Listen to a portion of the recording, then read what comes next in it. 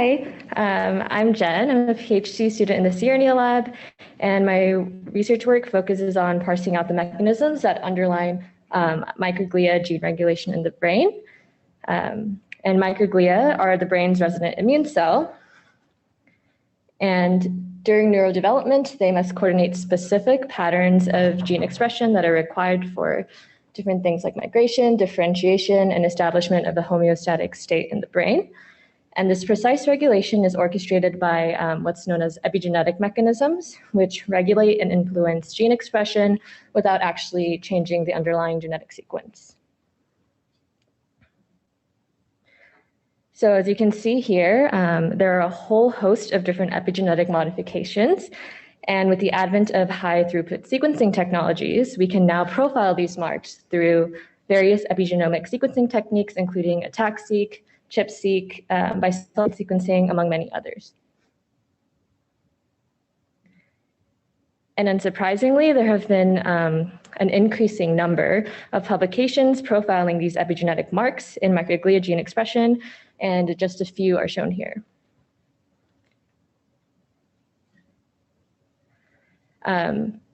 So as these data sets are being generated, of course, there are data integration problems, and it becomes difficult to compare or replicate these findings because each research group analyzed the data sets differently, and they're also just currently only available in a raw data format that's pretty inaccessible to people who don't code or use bioinformatics.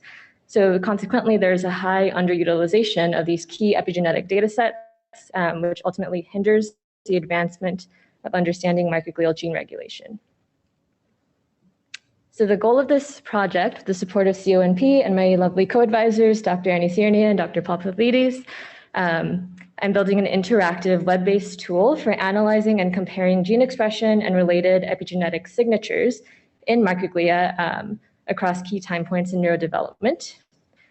And this involves compiling both transcriptomics and epigenomics data from both our own studies, as well as some of the published studies that I showed you, into a sort of searchable database, which will ultimately allow users to navigate through these large-scale omics data sets without needing to have any coding skills.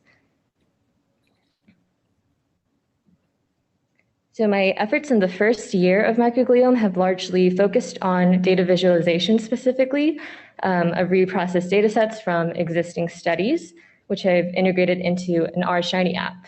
So Shiny is an open source R package that provides a structured framework for building web applications directly in R. So the reprocessed sequencing data was then wrapped into TrackViewer, which is an R package published fairly recently in 2019 for visualizing multi-omics data tracks into a layered and linear way. So I'll walk you through just some screenshots of the app that I built.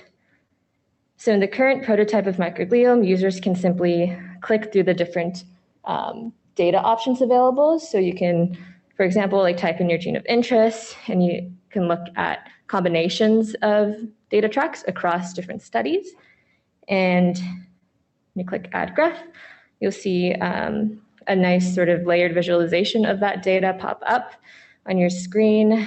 And you can do this for up to 4 independent query-generated plots side by side, which is an important feature of Microgliome because it allows for direct and flexible comparisons of your genes of interest. So for example, you can examine your candidate gene of interest, let's say IL-6, for patterns of epigenomic regulation across different microglial studies.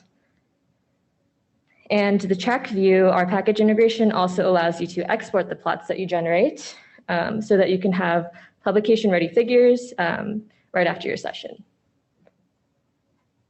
So under the About page, there is a brief intro to Microgliome and what it's all about, followed by specifics on each of the data sets that have been included.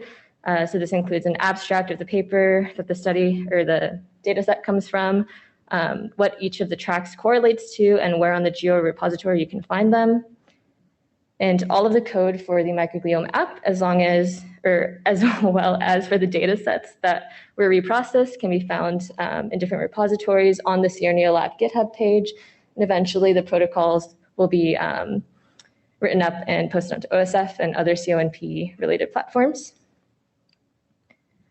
So for future directions, I hope to expand Microgliome to not only have data visualization, but incorporate additional data analyses features alongside the visualization. So things like being able to generate gene expression heat maps or perform enrichment analyses for different epigenetic marks of interest, so that you can do some of the different functions listed here.